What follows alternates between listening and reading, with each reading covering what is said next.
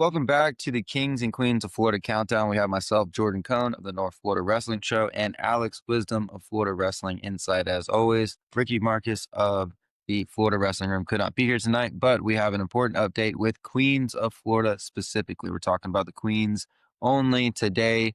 We have decided to revamp the format. We were given an idea through Clay Allen of Florida High, but the idea originated with his girls coach. So this idea came from Andy Stenette of Florida High up in Tallahassee. And the more we thought about it, it just made so much more sense than the original 1A, 2A, 3A concept for girls, giving there's one division. Alex, you want to elaborate further on the change of format? Yeah, absolutely. So originally, Jordan and I thought that a good idea would be the classification idea where we would pull a 1A, 2A, and 3A represented school that the girls would be on and put them on one team. But after further research and finding out that the talent that we would end up getting, even though all of these wrestlers are talented, but the amount of people we could pull in, and just the overall sense of the tournament itself wouldn't really pull off a true Queens of Florida format. So Andy Stennett came with the idea of the region format. And after further research of me doing myself, we would pull a great team for region 1, 2, 3, and 4. So it would basically be even where you get state champs on each side. You get absolute beast matchups that you probably won't see during the season. More elite coaching on each end, more fans, more people coming to the event to support the growth of girls wrestling, and overall just made more sense as a whole. Yeah, and it's going to be we'll mix up with the matchups. It's not just going to be Region One, Region Two, Region Three, Region Four. So we're going to put them in a bracket, four-person bracket. Winners move on, losers face each other. Everybody still gets those two matches that we Mhm. want to make sure they're guaranteed. And again, I think it's going to make for a more fun matchup and a more exciting duel as well. You and I were talking, on the boys' side, I think the North is catching up very fast. We're making strides up here, but the South does tend to have a lot more of the talent right now. But as we were talking, the girls' Region 1 team, just thinking of the girls that we have up here, that could be a killer team. We have Camden Elliott, who, got to think that she might make the team.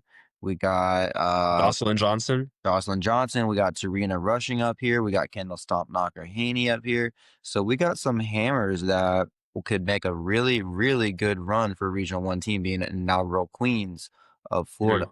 Mhm. But same could be said for pretty much every other region. You and I talk, and this is another thing that we think caused us to decide to maybe go off in a different direction of this. Florida is easily top 10 for girls wrestling, if not top 5. 100%. Yeah, so I think that just gives an idea of we're going to see some super high level matchups that we're going to see these girls, no matter what region, probably wrestling up at that next level. And I think something that's really good to point out is what you said about we're not going to be a one and done, your team lost, you're out situation. Just like the boys, they get two matches each. The girls, the same thing. They get two matches as well. If you follow wrestling around the country, you'll know that up in the West Virginia area, they have the DMV duels where they have West Virginia, Virginia, Maryland, and I believe DC, and they all have a four squad duel team, and they have the same format. Winners go on to the finals, losers go on to the constellation third and fourth, but they still get two matches each. And I think it's a great format that we could also follow as well for the girls. And I think it's something that could also leave a surprise to everyone. I mean, South Florida, like Jordan said on the boys' side, tends to dominate. But if you look at the Region 1, Region 2 side of the girls wrestling, they have dominant athletes, not just in the state, but in the country as well. I mean, the girls we just named are all nationally ranked or potential future nationally ranked girls that could, again, like we said, put Florida on the map and just showcase what we have. Obviously, if we could, I'd like to have everybody sit there and face as many people as we can. But I think that also gives us the ability to put it in that time frame format, right? I think that's an incredibly important part. We're gonna have it a little bit more expedient this year. I think last year we put a little bit too much time in between matches, a little bit but that's things that we try on. But we want to try and keep it up in that time frame where we can get there, get your weight in, get your matches. We still put on the production and make everybody feel special, maybe, and get the special announcement and everything. But we want to try and get everybody out there by like probably 3, 4, maybe 5 p.m. at the latest, especially some people got them drives. But I'm excited for this, for the Queens of Florida. I'm excited for the Kings, but I'm really excited that we're getting the Queens. And I really appreciate Andy Stenette from Florida Hike giving us this idea. I think if we did the classification, I think it would have been just fine. Mhm. I think we still would have pulled it off, but I do think that this version really just is a lot better, honestly. No, and I agree. I mean, behind the scenes, guys, we actually do a lot of talking, a lot of discussion between, especially me and Jordan, because we work hand in hand on a lot of things. And I was really hard headed about this. And one thing I like to do is do my stats, do my insight, because like I'm known as Florida Wrestling Insight, I love to look into the detail of things. And I'm an open minded thinker and I love accepting new ideas. And this is something that I just had to accept and put my pride aside and just realize that this would be for the better of girls wrestling as a whole. So I'm really glad that Andy Stenette and Jordan as well brought this idea to me because it just made me open my mind and see that we could do a lot more things for the girls community, for wrestling as a whole in the state. So I think this is great.